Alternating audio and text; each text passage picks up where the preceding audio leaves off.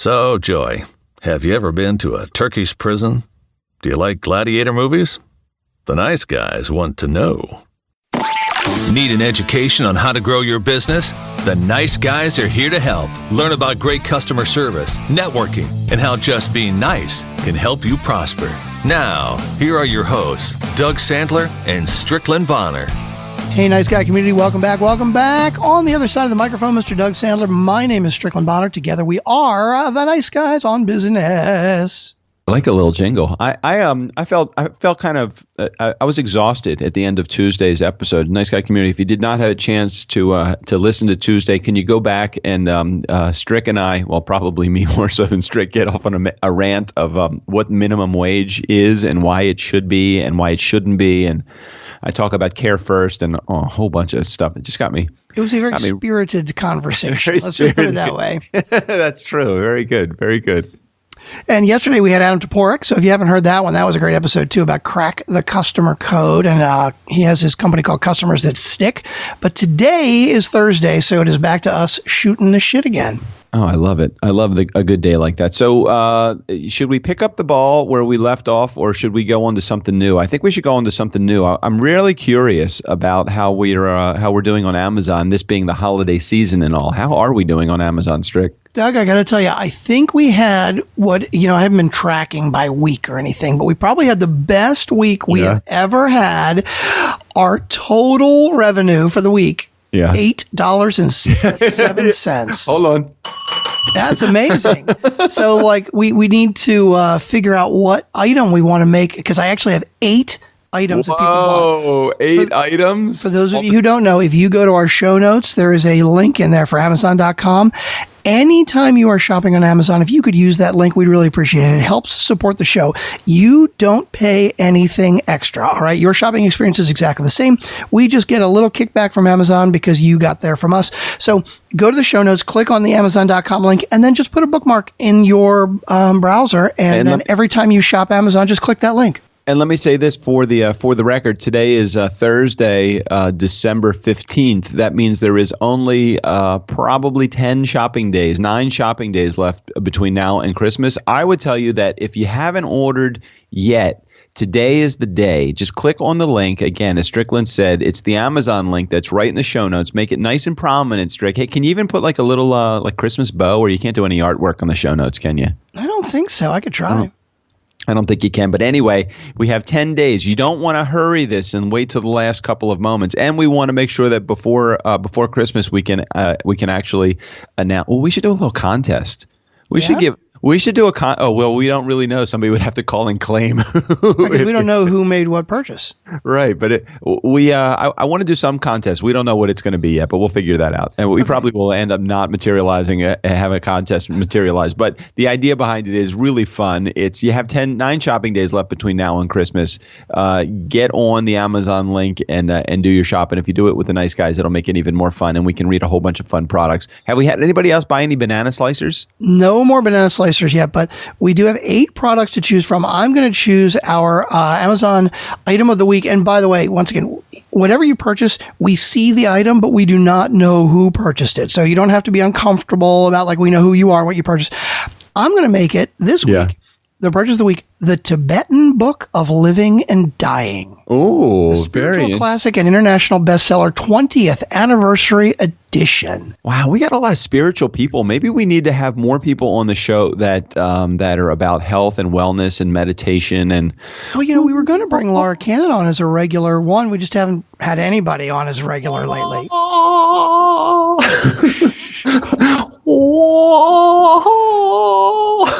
Okay, Doug. I'm trying to do my Tibetan music. Got it. Okay. I listen. Okay, Doug. You need to practice that one a little bit, but yeah, that's all good. Wait. But before you move on, I just want to share this. When I meditate and I'm not that I don't have a Wi-Fi connection, because for some reason I guess you can't use my meditation app not on Wi-Fi or through cell. So if I'm ever in a plane, so I've downloaded the Tibetan bowls. Or have you ever heard of those? Okay. You know what those things are? What is it? I think so. Yeah. Let me tell you what it's called. I think it's some steel. It's like some steel bowl or something like that. It is called where the heck is it? Yeah, the Tibetan chakra meditations. That's exactly what it is. Okay. And the recordings, I guess. So you can have it on your phone even when you don't have a connection. Okay. And then you listen to that while you're meditating? Yeah, hold on. The good part's coming. It's the bell. Perfect timing. Oh, okay, shit. Yeah. That's great. Okay. Anyway, let's get back to the show. Okay. Well, once again, listener purchase of the week. We do appreciate it. Nice Guy community. Thank you so much. If you don't want to reach out to us and call 4242 GG Doug, just click on the Amazon link. So total for the year, annual for the year so far, $54.69. That's our total earnings for the year. You know what? They'll send us a check when that total reaches $100. Maybe we'll get it next year. Are we anywhere near there? No, $54 or barely more than halfway. And it took us all year to get there. Oh no, March. You know what? We started in March. You know what would be really cool? Thanks, Doug. Hi. This is Meditation with the Nice Guys. So, I want you all to think about the shit show that is your job. Think about that asshole over in accounting who couldn't get your paycheck right last week. And just forget about all of that. Because none of it really matters. Okay, stop. All that matters Stop. is the Tibetan bowls that Doug just stopped the recording of. Nothing else matters. Take a deep breath. I can't. I'm laughing and too relax. Let me turn this off. Oh my God. I'll say it once again for those of you who may be new listeners, this is as good as it gets. Oh my God. I have not laughed that hard in quite some time. Oh God. Okay, so anyway, we actually did just start it in March. So maybe by March we could get to $100 and actually get a check from Amazon. That'd be really cool. It's going to be so amazing the day that we get that $100 check. So what is it? What did you make the Amazon purchase of? The Tibetan book of hang on, I don't have it in front of me. Yeah. The Tibetan book of living and dying. What's like the weirdest thing that was on that list though? I don't know. Let me take a look again. Are they all books? No, it's all kinds of other stuff. Okay, we'll have our regular purchase of the week, and then we'll have the weird purchase of the week. Let's take a look at the weird purchase of the week. And again, if you're the listener who bought the weird purchase of the week, don't feel silly. It's okay. We're just having fun. Come on. We just did a whole Tibetan meditation. I would say premium massage balls. Oh, cool. Somebody bought those? Premium massage balls, firm lacrosse ball set, or spiky roller, deep tissue trigger point, foot massager, mobility, acupressure, plantar reflexology therapy, and myofascial release. Free ebook. I need that so bad. I need the meditation balls. So I don't know which ones they actually bought. No, I totally need those things. God, you ever get those kinks in your back? You just can't get out, and it's like, you lift a lot of equipment in your job. Don't you just wish that you had a massage? Like, how great a gift would it be if one of the Nice Guy community members were to buy you a massage, like a massage? Wait, do you do massages? Do you like them? Oh yeah, sure. Like a massage therapy or something. That'd be cool. Yeah, like you have right by your house because I've actually been there. You have a Massage Envy. Mm-hmm, I do. Is it still open right next to Famous Mike's? Yeah, it is. It's Jimmy John's now. Is it Famous Mike's? I don't remember. But, somebody actually bought an Amazon gift card, too. So just to let you know, if you're going to be giving away an Amazon gift card, you can use the link, too, and we get a couple bucks from that. Oh, man, that's cool. I got an Amazon gift card, so I'm thinking that might have been who somebody bought an Amazon gift card for me. Okay, wait a minute. I apologize. I am looking through the list of items now, and the names are truncated, so I just looked at the full list of this one. Wait, what do you mean? What do you mean? This has to be the new weird. This has to be the new item of the week. Oh, not the names of the people, the names of the items. Exactly. Okay. I was going to say, the names of the people? All I saw was the Backyard Homestead Guide. Yeah. Right. Yeah. And as I read the whole thing, the Backyard Homestead Guide to Raising Farm Animals. I'm sorry, that's got to be like the listener purchase of the week. I love that. No, that's great. That's like green eggs and ham for actual farmers. Choose the best breeds for small space farming. Produce your own grass-fed meat. Gather fresh rabbits, goats, sheep, pigs, cattle, and bees. That's so cool. I love that. That is serious shit. Can you imagine raising your own animals for slaughter? You know, by the time you get them like raised, I'm like falling in love with the animals, and I don't want to kill them. You mentioned like rabbits. What else? Rabbits, goats, sheep, pigs, cattle, bees.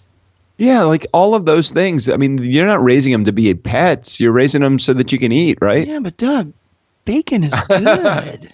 Yeah, I know. Pork chops are good. Last time I was in New York, which was just last week, to do an event for C-Suite. I was on a panel with a couple of other guys in my field. And we all went out to dinner afterwards. And Jeffrey Hazlett is a huge fan of bacon. A huge fan. Bacon is like, but he likes like the country, like the big thick. I don't even know. Like thick cut bacon. Yeah, thick cut. But this is like bacon that's like, what is it? What's bacon come from? It's not from a pig. I mean, what part of the pig does it come from? I have no idea. So it's like, what do they call it? Fat belly, pork belly, right? Okay. I think that might be part of where it is. But they had these. I mean, I'm talking like 3/4 of an inch thick. Wow. Have you ever seen bacon? Not bacon. Well, then when does it turn from bacon into ham? I mean, 3/4 of an inch thick. That's like a ham steak. No, I think it's a different part of the pig. No, maybe. I don't really know. I don't know how pig works. I'm Jewish. You know that. So I can't really attest to knowing a lot about. I mean, I like bacon and I'm not kosher, but I never really made it a study. Well, you're not Jewish. Why don't you know all about ham and bacon? I know exactly what part of the grocery store bacon comes from. I just don't know what part of the pig it comes from. That's very good. Very good. Why is it that you can actually have ham not in the refrigerated part of the store? Wow, that's a good question. Have you ever seen that cured? The Virginia cured ham, which is really salty. Yeah. Yeah, I think that's it. I think if you cure it and it's like the salt preserves it. Yeah. Yeah, I think that's it. I think only cured ham can be not refrigerated. Yeah, I just don't. The whole idea of buying meat and it's either not been canned and sterilized or it's just like whenever I go see the what the heck is that? Where they actually have the like prosciutto, or where they have like the finer meats. Oh yeah, okay, like what's the deli? That called? What's that called? Charcuterie. Right? Charcuterie? What the hell is that? Not a deli? No, hold on a second. Let me look this up. How do you spell charcuterie? No, I've never heard that word before. All right, hold on. I'm going to tell you all about it. Charcuterie is the branch. Wait, I'm having trouble with my vision right now. It's the French word for a person who prepares. Charcuterie is a charcutier, a generally translated in English as pork butcher. Okay, this has led to a mistaken belief that charcuterie can only involve pork. Yeah, that is not true. It involves all sorts of meat. So it's like a butcher. Here is a picture. Oh man, oh God, I couldn't deal with this. Is he a butcher? Okay, a fancy butcher? Let me send you this. You gotta see what this looks like, so you can maybe we can do this as our. Here, I just took a picture of it. Maybe we can do this as our cover art this week. Oh, okay. I gotta send it to Muhammad. You've got to see what this thing looks like. Here we go. Did you email it to me or text it? No, I just texted it to you. Not text. I just put it on your on the chat on Skype, so you'll be able to take a look. Skype chat. Okay, 27 ways to contact me, and you picked the one that we never use. Okay, no problem. Well, I think we're on it right now, so let's do it. Okay. So, you ever go into like a butcher and you see the meats hanging from the ceiling? Yeah, so it's a fancy butcher. Yeah, it's like a fancy butcher. So take a look at that photo that I just sent you. That's disgusting. I know, right? So Nice Guy Community, when we may use this for the show art, but it's like sides, like huge ass, like the kind of sides of beef that Rocky pounds in Rocky movies, right? And there's like 20 of them hanging from the ceiling. Right? But it looks like they're dark, like they're cured already, right? They must be. They must be. But the same thing happens with the. Look in the background of that photo. There's like a whole bunch of like sausages, salamis and sausage and stuff. It's like, how can that just sit out without going rotten? It's got to be curing. I mean, that's what salt does. Salt can cure it. So you can, and in fact, well, Doug, I mean, think about it. 100 years ago, we didn't even have refrigeration. I know. Right? So tell me on the things that we're looking at that are hanging from the ceiling, is that a leg? Yeah, I think so. Yeah, it looks like that. Yeah. Is that like a pork, like a I don't even know what that is. I guess. Is there a point to the whole? Because it's disgusting. I agree. I'm just trying to see like what part of the animal that is. I don't know. And why does that matter? Because is that where bacon comes from? What's hanging from the ceiling? Because I'm trying to place where that is. Like the ones that you see with the just the open leg. I don't just like. Oh, come on. Yeah, it looks like they're hanging from the hoof, basically. Yeah. Okay. All right. So what has a leg that's like that thick? Is it? I don't know. Yeah, like a pig. Okay. Right. What do you think it is? I don't know. I have no idea. That's what I'm asking. I don't know what that is. If you are at all squeamish, then you do not. We are definitely going to use that as the show art for this. Okay. So the only way is just so you know, Nice Guy Communities, how you can see the show art is you got to go to my website, which is DougSandler.com. And click on the today's podcast. You will see actually, we're totally going to use that because that is so gross. Why is that good?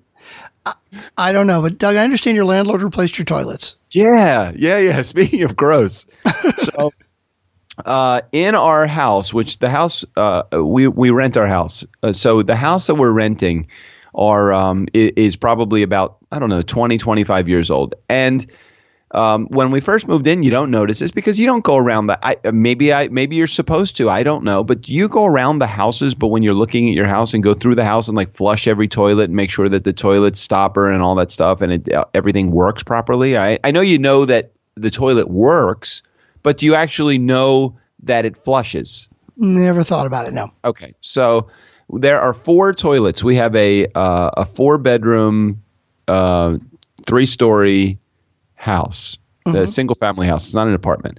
And on the upper level, there are 2 bathrooms. And on the entry level, there is 1. And on the bottom level, in the basement level, there's 1 also. So the 3 toilets, the entry level 1 and the 2 on the upper level, it would, and I don't want to sound disgusting in it at all. So I'm not going to get into the graphic details. Just look at it this way. You'd have to flush 3 times in order for it to completely evacuate whatever was in it. You kind of got the picture now what I'm saying? Got it, yes. So we noticed this almost immediately after we moved into the house. So I got in touch with the landlord through his interpreter. It's really weird how it works. Our interpreter, our landlord does not live in this country. They did live in the house for many years, and they got divorced, and they moved back to I think they're from Spain. I mean, literally, they are Spanish from Spain. Mm-hmm. So they moved back home, and so everything is done through a real estate agent who is a friend, not an agent for the just coincidentally she's a real estate agent, but she is a friend. So every time we have a problem, we have to contact this real estate agent who then in turn interprets what we say and gets it back to our landlord. So he gets back and we said to him, hey, we're having a problem with the toilets. It also takes him a very long time for him to get back in touch with us. So about a month later, we hear back, well, you need to have a plumber come in and look at that. Not meaning that they'll take care of it, but we stopped up the toilets because we put too much toilet paper or whatever down there. I'm like, are you kidding me? I've lived in the house for literally a month and we're having this problem. Mm-hmm.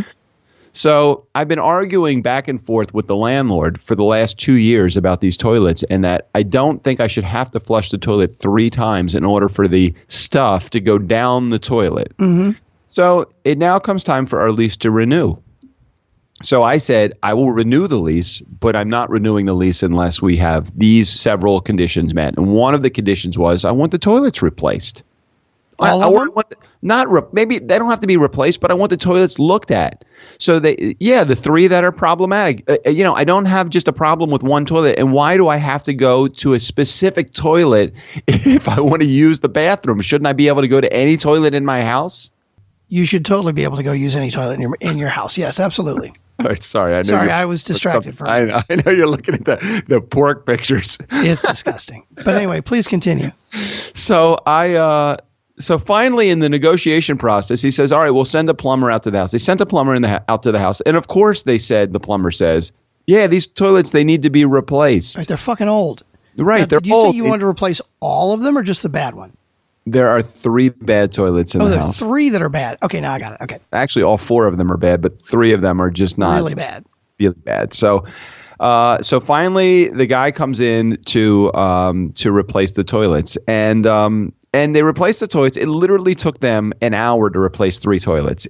I didn't realize. Amazing. I didn't realize how easy it is to replace toilets, but it was expensive. It probably cost them over $1,000 total to replace the toilets. Wow. But don't you need toilets in your house that work? Yes. Yeah. Can you imagine? You live with 4 women in your house. Yeah. Can you imagine toilets that don't work in your house? No, but you see, going back to our Tuesday show, you actually got that done because you negotiated. They basically said, hey, do you want to renew the lease? And you said, sure, I will, but you got to do this first. I really had no leverage. And it's not like I was counting on the day that I was going to renegotiate the lease in order to get the toilets. But I was thinking, this is now my chance. It's my golden opportunity. I'm not signing that lease. And so we're recording the show. What's today's date? Today is the 11th, right? 11th, yeah. We're recording this on the 11th. It's airing on, Thursday. 14th. So it's airing on the 15th. 15th, right. It's airing on the 15th. So the lease is due at the end of the month. If they don't have it back in the end of the month, we go on this month to month. And the way that he does things, it takes them forever. So she says, I'm going to have to, the real estate agent says, who was the friend, says, I'm going to have to send you an addendum to the lease so that we can renegotiate the lease. I'm like, all right, just send it over to me. Now, it's 2 weeks before. It's going to take them at least another 2 months probably to get me what I need. I will not, as of the end of this month, in 2 weeks, I will not have a lease. Okay, so when it goes month to month, is there a change in the amount of rent? I'm not changing until I sign a new lease. On the new lease, I told him I would pay him $100 more a month because I feel like. Well, no, be careful because there's sometimes in a lease it'll say, hey, you're signing for a year, signing for 2 years, whatever. If you choose to go month to month, immediately the rent goes up 10% or whatever it may be. It's not my choice. I've already told them, and we've committed back and forth through email correspondence that I will sign another 2-year lease. Okay. So now it's on him. Now I'm just waiting. It's the silliest game ever. I just hate this game. I hate the game of landlord-tenant things. Mm-hmm. I just don't like it. I don't like it. Yeah. Okay. Anyway, it's like unions and companies. It's all about negotiating. It's what can you get, right? What other topics did I have on there? Invisibility for cars with drivers. Oh, no. Okay. Yeah. So I'm driving down the street the other day and I know you've experienced this because everybody experiences this. When you are driving and someone is behind you and they travel too close to you, it's like you want to be able to, just back them off. Just back them off. Hey, just hold up your hand and hey, can you just back up a little bit? Or can you just stop pressuring me? Or maybe I will move over, but if there's no left lane and they're just behind you, they're just pressuring the shit out of you to move faster. It's like, I'm not going to do it. Mm-hmm. And then they go around you. Yeah. And all of a sudden they just cut over real quick. Like, hey, I'm going to show you, I'm going to cut you off. Mm-hmm. Like what is with people? Why do they feel like there is some level of, and I use the word invisible because when I originally wrote it, I really did mean invisible. People feel like when they're behind their wheel, they are not only invisible, but they are also invincible as well. Mm-hmm. Why is it that people are like that? There's so many possibilities there. Okay. Well, how about this? How about when somebody just like flips you off? Like they give you the finger. No, people Danielle's mother. People are definitely a lot more rude than they should be sometimes when they're driving. I agree. But like, if you're on the highway, right? Yeah, like it kills me when somebody's driving slow in the left lane. Right? I agree. I have no problem with you driving slow, but if there's 2 or 3 lanes, just move over to the right. Okay. But to the point where But I think people are not paying attention. That's the problem, is that people don't think about driving as a skill. Like, they have to actually pay attention. And I don't know, like, okay, so if you're driving too slow and they pass you, yeah, okay, so maybe they shouldn't cut back into the lane quick and cut you off. That's just kind of a dick move. But you know what? If they feel like they want to go faster and they want to pass you, great, let them pass you. Okay, but I agree with you. You shouldn't speed up because they're tailgating you. Let them pass you. Or how about this? Or how about if I'm trying to merge onto the highway and there's somebody in the right lane and maybe they're getting off of the highway at that same exit, or maybe they are going to the next exit and then they're in the right lane for the right reasons. They just want to be in the right lane. That's fine. As I am merging and I'm coming onto the highway into their lane, they speed up. Yeah, no, that's totally about awareness, I think. Like, basically, people are not paying attention. They either don't realize you're there, or yes, it's like, I got to be in front of you instead of behind you. I got to be in front of you as opposed to behind you. Like, why do people have to do that? Where is the sense of humanity, and where is that personal element? I don't know about you, but I don't even know that there's a horn in my car. And some people use that horn as a notification of, I'm here. Get out of the way. Get out of my way. Get out of my fucking way. I mean, I don't understand why people have to be so rude with their cars. Like they have some level of anonymity or some level of invisibility that they have when they're driving. For me, why can't you be the same? So it comes down to this. Why can't you be the same person that you are in real life that you are behind the car? And that's the problem. I'm thinking that some people, how they show themselves in their cars is the exact kind of person that they really are. That's what I was going to say. How do you know that the person that cut you off isn't an asshole all the time? I don't know that they're not an asshole all the time, but what they do probably is a better job of hiding their assholeness when they're out of their car, and they are showing their true asshole nature when they're driving their car. Mm-hmm. I think that we all need to just lighten the fuck up. That's what it comes down to for me. It's like, people, we're human beings. You know, you and I have a fun time on the show, and we probably get a little bit more irreverent, and we drop the F-bomb, and we say stuff that but we don't do it in it. Are you ever doing it to be harmful to anybody? Oh, geez, no. It's always in a fun way. And I mean, we definitely get passionate about things sometimes, but not like I'm with you. I mean, I think we do it in a nice, polite way. And if we're getting passionate, it means we're arguing our point, but never to be nasty. Yeah, it's like when somebody's driving their car, can you imagine to the point that you're so angry with driving your car or what's going on that you actually would take out a gun and shoot somebody? No, it's crazy. It's crazy. How often do people, do you hear about, and maybe it's not all the time, but there are certainly road rage incidents. I'm like, people, why can't you just be kind to your neighbor?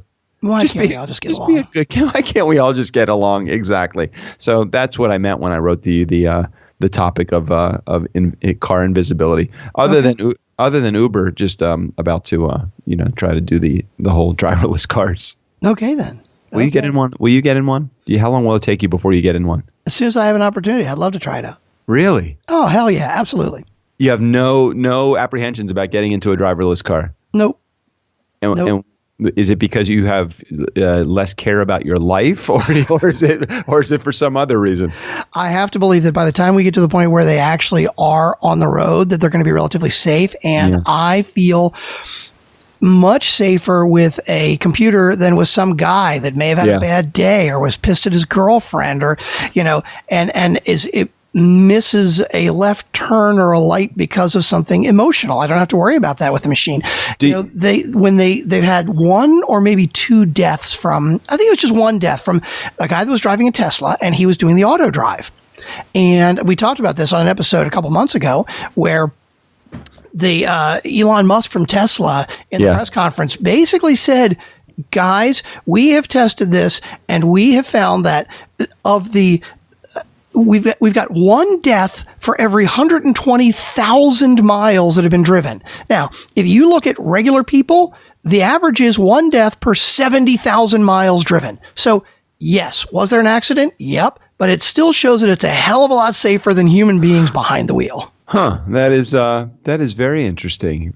I wonder if it's going to be like at the supermarket in the self-checkout aisle, where although they do let you self-checkout, there's still one person that supervises the 6 registers. Well, Amazon, did we talk about this last week? Amazon in their store, Amazon is coming out with a store, and I don't know how soon it's going to open. Oh, Amazon Go?